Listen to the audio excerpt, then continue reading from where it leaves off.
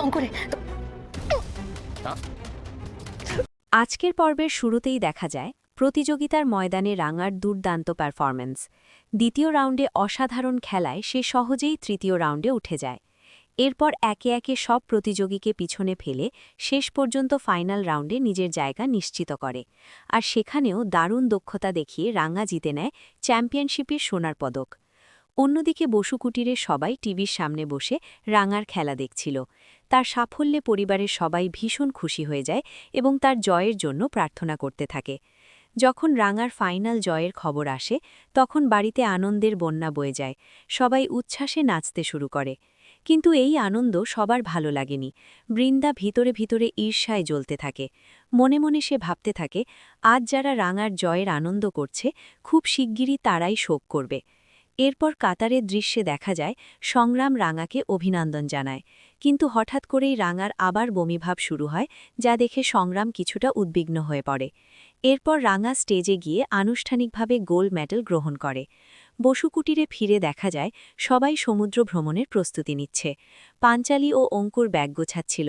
ঠিক তখনই সভ্য এসে জানায় তার সঙ্গে রাঙার কথা হয়েছে এবং সে খুব খুশি আছে। এরই মধ্যে বৃন্দা নাটকীয়ভাবে নিজের ভুল স্বীকার করতে শুরু করে।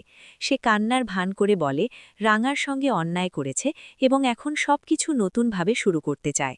পরিবারের সবাই তার কথায় সহানুভূতি দেখায় এবং অতীত ভুলে যেতে বলে। এই সময় একলব্যের কাছে রাঙার ফোন আসে। একলব্য তাকে জয়ের জন্য শুভেচ্ছা জানায়।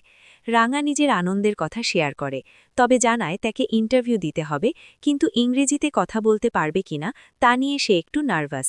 একলব্য তাকে সাহস দেয় যতটুকু পারে ততটাই বলতে। রাঙা জানায় ইন্টারভিউ শেষ করে সে সরাসরি সমুদ্রের ধারে যাবে এবং সেখানে একলব্যকে একটি বিশেষ সুখবর দেবে। এই কথা শুনে একলব্য ভাবতে থাকে কি হতে পারে সেই খবর। এরপর দেখা যায় রাঙা আত্মবিশ্বাসের সঙ্গে ইংরেজিতে নিজের পরিচয় দিয়ে ইন্টারভিউ সম্পন্ন করছে। অন্যদিকে একলব্য, সভ্য, অঙ্কুর এবং পাঞ্চালি আগেই সমুদ্রের ধারে পৌঁছে যায়। পরে বসুকুটিরের অন্য সদস্যরাও গাড়িতে করে সেখানে রওনা দেয়। পথে বৃন্দা রাঙার প্রশংসা করতে থাকে, যা শুনে সবাই অবাক হয়ে যায় এবং তার হঠাৎ পরিবর্তন নিয়ে আলোচনা শুরু হয়। শেষ দৃশ্যে সমুদ্রের ধারে একলব্যকে রাঙার জন্য অপেক্ষা করতে দেখা যায়। তবে দূর থেকে কেউ একজন তাকে গোপনে নজরদারি করে ভিডিও করছিল, যা নতুন বিপদের ইঙ্গিত দেয়। কিছুক্ষণ পর রাঙা সেখানে পৌঁছে যায়।